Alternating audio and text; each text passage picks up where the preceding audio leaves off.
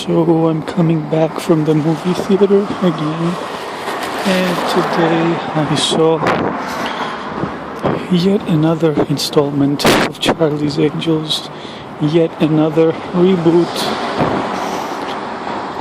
I don't even remember, I must have watched the previous one, but they're so repetitive and so forgettable. I have no idea. I remember the songs from the previous one. I liked the Beyonce song, but the thing is that it's passably watchable. That's the best thing I can say.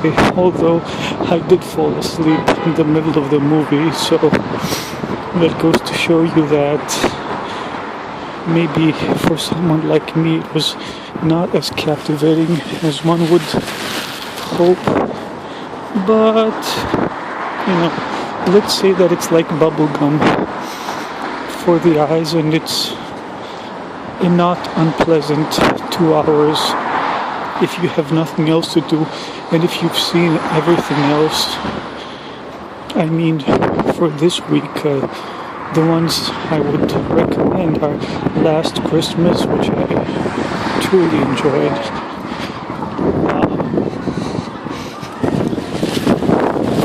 The Good Liar, and so on. Anyway, the script is just a very simplistic script about an invention that's been stolen, and the angels are trying to retrieve it. The best thing one can say about the movie is that the cast is very likable. Kristen Stewart, who I think is one of the great beauties, female beauties of our time. Just on a meta level, I just want to acknowledge that once you stumble onto a successful idea, one can monetize it again and again.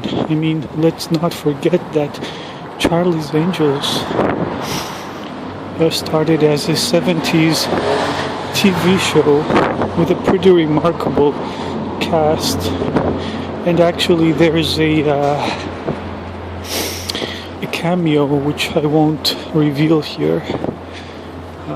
One of the original cast members,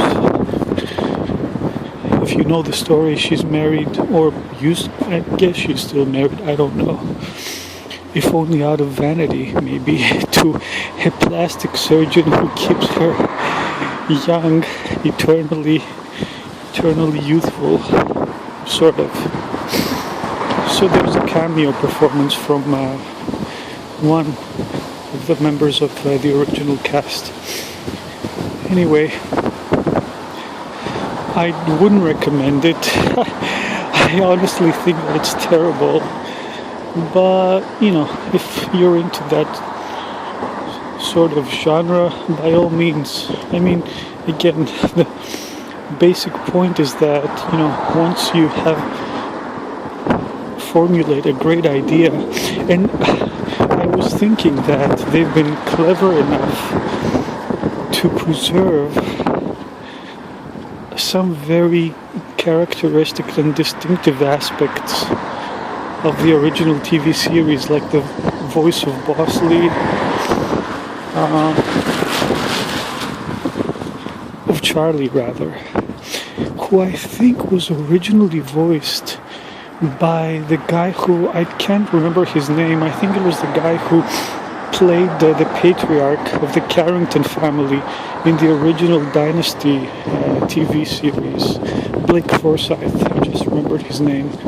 I think he voiced the original Charlie, and I don't know, maybe they've gotten an impersonator, or maybe, I guess that would be the most cost-effective way to do it, or maybe, using a synthesizer, a voice synthesizer, been able to recreate his voice. So they've kept these, very successful elements.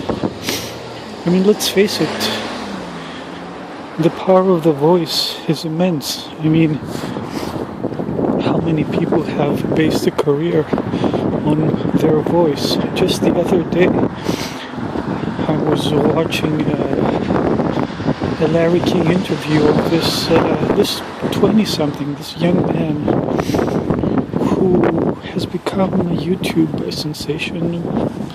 I mean, he has a presence, and he's a very attractive young man, but also has a very distinctive voice. So you can go very far with a pleasant voice, even if you're not a singer.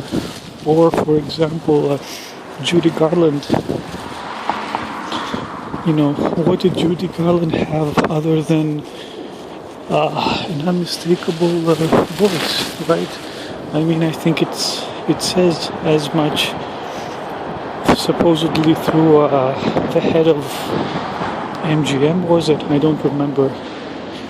That, you know, your big asset, he says to young Judy, you know, child actress Judy, is your voice.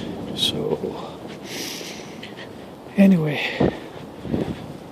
getting back to Charlie's Angels, I honestly don't think it's worth the ticket price, but again, if that's your thing, by all means.